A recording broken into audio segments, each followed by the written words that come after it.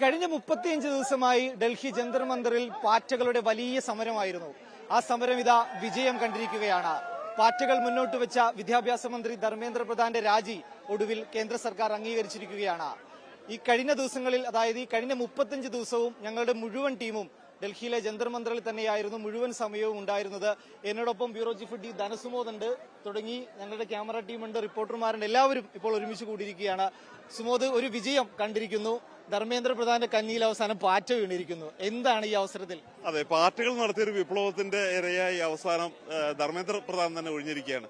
യഥാർത്ഥത്തിൽ ഈ രാജിവെക്കുന്നതിന്റെ അവസാന നിമിഷം വരെ ഈ ധർമ്മേന്ദ്ര പ്രധാൻ രാജിവെക്കില്ല എന്നുള്ളൊരു പൊതുധാരണ ഉണ്ടായിരുന്നു. കാരണം അദ്ദേഹം കേവലം വെറും ഒരു മന്ത്രി മാത്രമല്ല, ഹരിയാനയിലായാലും ബംഗാളിലായാലും BJPക്ക് അധികാരം പിടിച്ചുകൊടുത്ത ഒരാൾ തന്നെയാണ്. മാത്രമല്ല, ആദ്യത്തെ ഒരു ഡൽഹി പ്രക്ഷോഭം ഉണ്ടായിരുന്ന സമയത്തൊക്കെ ഞാൻ ഡൽഹിയിൽ നിന്ന് റിപ്പോർട്ട് ചെയ്തിട്ടുള്ളതാണ്.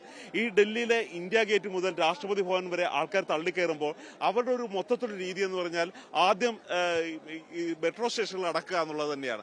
അതിനുശേഷം പിന്നീട് ഘട്ടഘട്ടമായിട്ട് ജനങ്ങൾ ഇങ്ങോട്ട് വരുന്നത് ഒഴിവാക്കുക എന്നുള്ളത്. പക്ഷേ ജനങ്ങൾ എത്ര തവണ റോഡടച്ചു, റെയിലടച്ചു, ഇന്റർനെറ്റ് കട്ട് ചെയ്തു, ഊബറോ ഓലയോ അങ്ങനെ ഒന്നും ബുക്ക് ചെയ്ത് ഇങ്ങോട്ട് വരാൻ മാർഗ്ഗമില്ല, ഗൂഗിൾ ലൊക്കേഷൻ നോക്കി വരാൻ മാർഗ്ഗമില്ല. പക്ഷേ ഒരു ലൊക്കേഷനും ഒന്നുമില്ലെങ്കിലും ജനം ഇവിടെ എരച്ചെത്തും, മന്ത്രിയെ മറിച്ചിടുമെന്നുള്ള ഒരു വ്യക്തമായിരിക്കുന്ന ഒരു റിപ്പോർട്ട് കൂടിയാണ് നമുക്ക് ഇവിടെ ചെയ്യാൻ പറ്റിയത്. ലാൽകുമാറിനോട് പോലെ ലാല് ഡൽഹിയിലെത്തിയതിനു ശേഷം നടന്ന ആദ്യ ജന്തർ മന്ദർ സമരമാണ്. എന്താണ് ഒരു എക്സ്പീരിയൻസ്? എങ്ങനെയുണ്ടായി ഈ പാറ്റകളുടെ സമരം? ഞങ്ങൾ ജൻസികളുടെ വിജയമാണ്. അതാണ്, ഞങ്ങൾ ജൻസികൾ കാലെടുത്ത് വെച്ചു, അതുപോലെ ജൻസികളുടെ സമരം അങ്ങ് വിജയിപ്പിച്ചു കൊടുത്തു. അപ്പോൾ വലിയ എക്സ്പീരിയൻസ് ആണ്. കാര്യം നമ്മുടെ നാട്ടിൽ ഇങ്ങനെ കാണുന്ന സമരങ്ങളാണ് വലിയ സമരം എന്ന് വിചാരിച്ചതാണ്. പക്ഷെ അങ്ങനെയല്ല. എന്റെ പ്രായമുള്ള ആൾക്കാർ പോലും ഇവിടെ ഇങ്ങനെ നിരന്തരം 35 ദിവസം ഇങ്ങനെ കിടക്കുക എന്ന് പറയുന്നത്, അത് കാണുമ്പോൾ നമുക്കുണ്ടാകുന്ന ഒരു ഫീൽ ഉണ്ടല്ലോ, അത് വേറൊരു മൂഡാണത്. ജൻസികൾ ഇനിയും സമരത്തിന് ഇറങ്ങുമോ? ഞങ്ങള് ജൻസികൾ ഇപ്പോ മൊത്തം അങ്ങ് പീക്കിലാണ്, എല്ലാരും അങ്ങ് വൈബ്രന്റ് ആയി. ഇനി മൊത്തം ജൻസികളുടെ കാലാണ്. നിങ്ങളെ കഥയൊക്കെ കഴിഞ്ഞു. Senior camera person Sanoj Kumar Beypore കൂടി ഉണ്ട്. നേരത്തെ നമ്മൾ കണ്ടതാണ്, കുറച്ചു വീഡിയോ വ്ളോഗുകളൊക്കെ വന്നിരുന്നു. ഈ ഡൽഹിയിൽ എത്തിയ ശേഷം ആദ്യ സമരം, നേരത്തെ ഡൽഹിയിൽ ഉണ്ടായിരുന്നു, വീണ്ടും ഡൽഹിയിലേക്ക് വന്നാണ്. എങ്ങനെ കാണുന്നു? 3-ാം തീയതി വരെ ഡൽഹിക്ക് ഒരു കുഴപ്പമില്ലായിരുന്നു. ഒരു സമാധാനപരമായ കാര്യങ്ങൾ, ഒരു സെറ്റിൽമെന്റ് മുകളിൽ പോകുന്നു. പക്ഷെ ഞാനും ലാലും ഇവിടെ കാലെടുത്ത് കുത്തി. പിന്നെ അങ്ങോട്ട് സമര പ്രളയമാണ് നടന്നത്. എന്റെ ജീവിതത്തിൽ ഞാൻ സമരത്ത് പങ്കെടുത്തിട്ടുണ്ട്, സമരം ഷൂട്ട് ചെയ്തിട്ടുണ്ട്, പ്രളയം ഷൂട്ട് ചെയ്തിട്ടുണ്ട്. പക്ഷെ ഇതുപോലൊരു സമരം ജീവിതത്തിലില്ല. പക്ഷെ അത് ചരിത്ര സംഭവമായി മാറി. ഇത് ജനാധിപത്യത്തിന്റെ വിജയമാണ്. അതിൽ മാധ്യമം, പ്രത്യേകിച്ച് ഗോദി മീഡിയ ഇല്ലാത്ത മാധ്യമ പ്രവർത്തകർ എന്നുള്ള നിലയ്ക്ക് നമുക്കും അഭിമാനമുണ്ട്. നമ്മളും ഈ സമരത്തിന്റെ ഭാഗമായിട്ട് ഇവിടെ ഉണ്ടായിരുന്നു. നമ്മളെ ഗോദി മീഡിയക്കാർ ഇവർ ആട്ടി ഓടിച്ചപ്പോൾ നമുക്ക് വീശി തന്നിട്ടുണ്ടായിരുന്നു ഇങ്ങനെ എല്ലാ ഭാഗത്തുനിന്നും. അത് നമ്മളോടുള്ള സ്നേഹം കൊണ്ടാണ് നമ്മൾ ആ സമരത്തിലൂടെ അവസാനം വരെ നിന്ന് അതിന്റെ ആഹ്ലാദ പ്രകടനത്തിനും ഒപ്പം കൂടാൻ പറ്റിയെന്നുള്ള ഏറ്റവും വലിയ സന്തോഷമാണ്. ഇനിയും രാജ്യത്ത് ഇതുപോലത്തെ നല്ല സമരങ്ങൾ നടക്കട്ടെ, അത് വിജയിക്കട്ടെ. അത്ര. റഷീദ് എന്റെ കൂടെ ഇവിടെ ജന്തർ മന്ദറിൽ ഫുൾ ടൈം ഉള്ള ഒരാളാണ്. റഷീദെ, ഈ ഭയങ്കര വലിയ സമരമായിരുന്നു. നമ്മൾ എല്ലാ ദിവസവും വരും, തിരിച്ചു പോകും. ഭയങ്കര പ്രതീക്ഷ ഉണ്ടായി ഇത് വിജയിക്കും എന്നുള്ളത്. ഏറ്റവും ഒടുവിൽ ഒരു സർപ്രൈസ് വാർത്ത പോലെ ധർമ്മേന്ദ്ര പ്രധാൻ രാജിവെക്കുന്നു. ആ സമയത്ത് എവിടെയായിരുന്നു? എങ്ങനെയാണ് ഇങ്ങോട്ട് ഓടിയത്? ആ സമയം കൃത്യമായിട്ട് പറയുകയാണെങ്കിൽ നമുക്കിവിടെ ഇന്റർനെറ്റ് ഇല്ല. അപ്പൊ അതിൻ്റെതായിട്ടുള്ള പല ബുദ്ധിമുട്ടുകളും നമ്മൾ അനുഭവിക്കുന്നുണ്ട്. അപ്പൊ നമ്മൾ ഇവിടെ നിന്ന് വിഷ്വൽസ് എടുത്തത് മറ്റൊരിടത്ത് പോയിട്ട് നമ്മൾ അയച്ചു കൊടുത്തിട്ടാണ് നമ്മൾ പല നമ്മുടെ പ്രശ്നങ്ങളെ നമ്മൾ തരണം ചെയ്യുന്നത്. അങ്ങനെ രാവിലത്തെ ഒരു ഘട്ടം കഴിഞ്ഞ് കേരള ഹൗസിൽ നിന്ന് സത്യം പറഞ്ഞാൽ നല്ല ചോറും നല്ല മീൻ പൊരിച്ചതും കഴിച്ച് ഇരിക്കുമ്പോഴാണ് രാജിവെച്ചു എന്ന് പറയുന്ന വിവരം നമുക്ക് കിട്ടിയത്.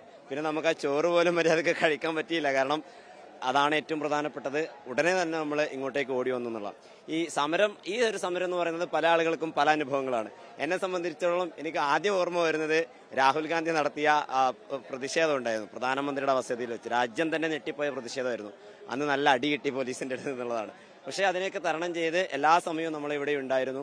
വ്യത്യസ്തമായിട്ടുള്ള പല ആളുകളെ നമ്മളിവിടെ കണ്ടു എന്നുള്ളത്. ജൻസികളുടെ സമരം എന്ന് പറയുമെങ്കിൽ പോലും പല വിഭാഗത്തിൽപ്പെട്ട പല ഭാഷകൾ പഠിക്കുന്ന വൈവിധ്യമായിട്ടുള്ള കലകൾ ആ പ്രതിഷേധത്തിന്റെ ഭാഗമാക്കി മാറ്റുന്ന ആളുകളെ നമ്മൾ കണ്ടു. അങ്ങനെ ഒരു വൈവിധ്യങ്ങൾ കൊണ്ട് ശിലാകേന്ദ്രങ്ങളിൽ വലിയ ചലനം സൃഷ്ടിക്കാൻ കഴിയുമെന്നുള്ളത് യുവാക്കൾ മനസ്സിലാക്കി തന്നിരിക്കുകയാണ്. മറ്റൊന്ന്, ഇവിടെ ഈ ഡൽഹി ജന്തർ മന്ദറിൽ 20-ാം തീയതിയാണ് ഈ പാർലമെന്റ് മാർച്ച് തുടങ്ങിയത്. അന്ന് മുതൽ നമ്മളൊക്കെ ഇവിടെ നിരന്തരമുണ്ട്, അതിന് മുമ്പുണ്ട്. അന്ന് പൊളിച്ചടക്കിയിട്ടുള്ള ഈ സമരപ്പന്തൽ അന്ന് രാത്രി തന്നെ അവരത് വീണ്ടും നിർമ്മിച്ചു. അതിന് ഞാൻ സാക്ഷിയായിരുന്നു.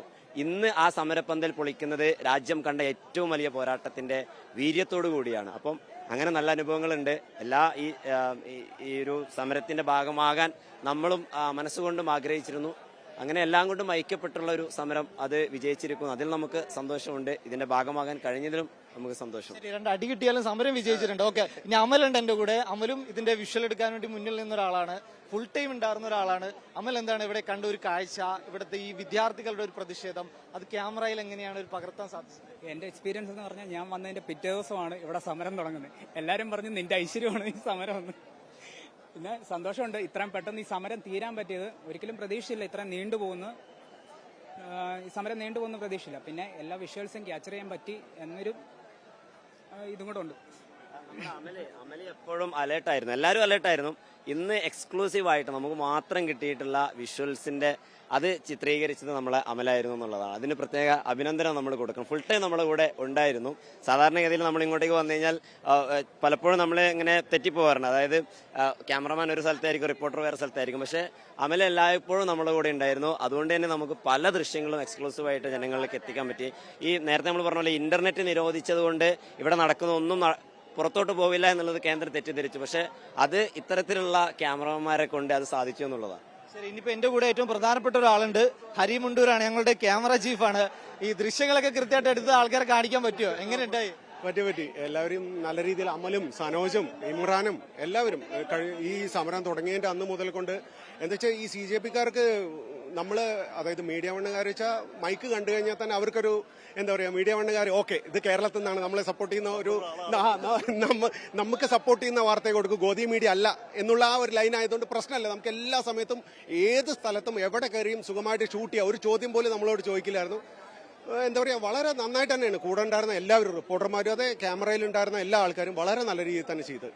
നേരത്തെ പറഞ്ഞതുപോലെ ഇമ്രാൻ എന്ന് പറഞ്ഞ ഒരാൾ കൂടി ഉണ്ട് ഞങ്ങളുടെ കൂടെ. ഇപ്പൊ നിലവിൽ ഇവിടെ ഇല്ലെന്നുള്ളൂ. ഇതിന്റെ ദൃശ്യങ്ങളൊക്കെ എടുക്കാനായിട്ട് ഇമ്രാനും നമ്മളോടൊപ്പം ഉണ്ടായിരുന്നു. ഞാൻ ഒരിക്കൽ കൂടി ചീഫിലേക്ക് പോവുകയാണ്. എങ്ങനെയുണ്ടായി ഈ ടീമിന്റെ മൊത്തത്തിലുള്ള ഒരു ജന്തർ മന്തർ റിപ്പോർട്ടിംഗ്? ഒരു ജെൻസിയുടെ ഒരു കാര്യം, പുതിയ ആൾക്കാർ വരുന്നു, എല്ലാം ജെൻസിയുടെ ഒരു ആരവത്തോടു കൂടി തന്നെയായിരുന്നു വാർത്ത ചെയ്യുന്നത്. മാത്രമല്ല നമുക്ക് രാവിലെ തൊട്ട് രാത്രി ആകുന്നവരെ അറിയാത്ത രീതിയിലാണ് പോയിക്കൊണ്ടിരുന്നത്. മാത്രമല്ല ഇന്നലെയൊക്കെ ഇവിടെ ഈ ഫുഡ് കൊടുക്കാൻ വേണ്ടി ആൾക്കാരുണ്ടായിരുന്നു, അതുപോലെ തന്നെ വെള്ളം കൊടുക്കാൻ വേണ്ടി ആൾക്കാരുണ്ടായിരുന്നു. ഇവരെല്ലാം ഒരു ആരവത്തോടെ ഇങ്ങനെ വന്നു കഴിയുമ്പോൾ സത്യം പറഞ്ഞാൽ ഞാൻ ഭയന്നു പോയിരുന്നു. ഒരു സ്റ്റാമ്പേഡ് ഇവിടെ ഉണ്ടാകുമോ എന്നുള്ളൊരു ഭയം തന്നെ ഉണ്ടായിരുന്നു. പക്ഷെ ആ തരത്തിലുള്ള ഒരു പ്രശ്നങ്ങളൊന്നും ഉണ്ടാകാതെ ഒരു അസാധ്യമെന്ന് കരുതിയിരുന്നൊരു ഒരു കാര്യമാണ് ഈ ധർമ്മേന്ദ്ര പ്രധാന്റെ രാജി. അത് ഒടുവിൽ സംഭവിച്ചിരിക്കുകയാണ്. കാര്യം ലഖിംപൂർ ഖേരിയിൽ നമുക്കറിയാവുന്നതാണ് എത്ര തവണയാണ് പാർലമെന്റ് സ്തംഭിച്ചത്, അജയ് മിശ്രയെ ഒന്ന് പുറത്താക്കണമെന്ന് പറഞ്ഞിട്ട്. പക്ഷെ അതൊന്നും ഇല്ലാതെ ഇന്ന് 71 ദിവസമേ ആവുന്നുള്ളൂ ഈ പാർട്ടി തന്നെ രൂപീകരിച്ചിട്ട്, ഇവിടെ CJI ഒരു പരിഹസിച്ച് പറഞ്ഞിട്ട്. അതിനുശേഷം അവർക്ക് ഇത്രയും വലിയ വിപ്ലവം സൃഷ്ടിക്കാൻ പറ്റുമെങ്കിൽ ഇവര് നമ്മൾ കാണുന്നൊരു ഭയം അല്ല, അതിനേക്കാളും കൂടുതൽ ഒരു ഭയം ഇവരുടെ ഉള്ളിലുണ്ട്. അതുകൊണ്ട് തന്നെയാണ് ഇത് സംഭവിച്ചത് എന്ന് തന്നെയാണ് എനിക്ക് തോന്നുന്നത്. എന്തായാലും ഒരു ചരിത്ര നിമിഷം നടന്നുകൊണ്ടിരിക്കുന്ന ജന്തർ മന്ദിറിലെ വേദിയാണിത്. ജന്തർ മന്ദിറിൽ നടത്തിയ ഒരു സമരം വിജയിച്ചു എന്ന് വേണമെങ്കിൽ പറയാം. നിരവധി സമരങ്ങൾ ജന്തർ മന്ദിറിൽ നടക്കാറുണ്ട്. എന്നാൽ വിജയം കണ്ട അത് കൂടെ തന്നെ കേന്ദ്ര സർക്കാരിനെ അടിയറവ് പറയേണ്ടി വന്ന, വിദ്യാർത്ഥികൾക്ക് മുന്നിൽ അടിയറവ് പറയേണ്ടി വന്ന ഒരു സമരം കൂടിയാണ്. അങ്ങനെയായിരിക്കും ഈ സമരത്തെ ഇനിയിപ്പോൾ ചരിത്രം രേഖപ്പെടുത്തുക. ഞങ്ങൾ എല്ലാവരും എല്ലാ ദിവസവും ഇവിടെ ഉണ്ടായിരുന്നു. ഈ പറഞ്ഞതുപോലെ ഓരോരുത്തരുടെ അനുഭവങ്ങളാണ്. ഇനിയും കുറെ അനുഭവങ്ങൾ പറയാറുണ്ട്. ഏറ്റവും കൂടുതൽ നമ്മൾ പഴികേട്ടിരുന്നത് ഗോദി മീഡിയ എന്നുള്ളതായിരുന്നു. അത് ഇവിടുത്തെ ദേശീയ മാധ്യമങ്ങളെ നിരന്തരം ഇവിടെയുള്ള ആളുകൾ പരിഹസിച്ച് അല്ലെങ്കിൽ അവരെ നിരന്തരം ചീത്ത വിളിച്ചുകൊണ്ടിരുന്നു. കാരണം ഈ സമരത്തിന്റെ റിപ്പോർട്ടുകൾ കൃത്യമായിട്ടല്ല ഇവിടെയുള്ള ദേശീയ മാധ്യമങ്ങൾ റിപ്പോർട്ട് ചെയ്യുന്നത് എന്നുള്ളൊരു പരാതിയായിരുന്നു, ഒരു ആരോപണമായിരുന്നു ഇവിടുത്തെ സമരക്കാരുടെ പ്രധാനപ്പെട്ട ഒരു ആരോപണം. എന്നാൽ മറ്റ് സൗത്തിലുള്ള ചാനലുകളെല്ലാം അവർ വലിയ രീതിയിൽ പലതവണ സ്വീകരിക്കുകയും ഒക്കെ ചെയ്തിരുന്നു. അതുകൊണ്ട് വലിയ ബുദ്ധിമുട്ടുകളില്ലാതെ ഇവിടെ കൃത്യമായിട്ട് ഇവിടെ നടക്കുന്ന വാർത്തകൾ, സംഭവങ്ങൾ നമുക്ക് ആളുകളുമായി പങ്കുവെക്കാൻ സാധിച്ചിട്ടുണ്ട്. എന്തായാലും സമരം ഇനിയും മുന്നോട്ട് പോകും. ഇനിയും ജന്തർ മന്ദിറിൽ നിരവധി സമരങ്ങൾ നടക്കേണ്ടതുണ്ട്. അതിനെല്ലാം വിജയം കാണേണ്ടതുണ്ട്. ചരിത്ര നിമിഷം ഉണ്ടായിരിക്കുന്നു. ഇനിയിപ്പോൾ ഇതിന്റെ തുടർച്ചകൾ ഉണ്ടാകും എന്ന് തന്നെയാണ് എല്ലാവരും പ്രതീക്ഷിക്കുന്നത്.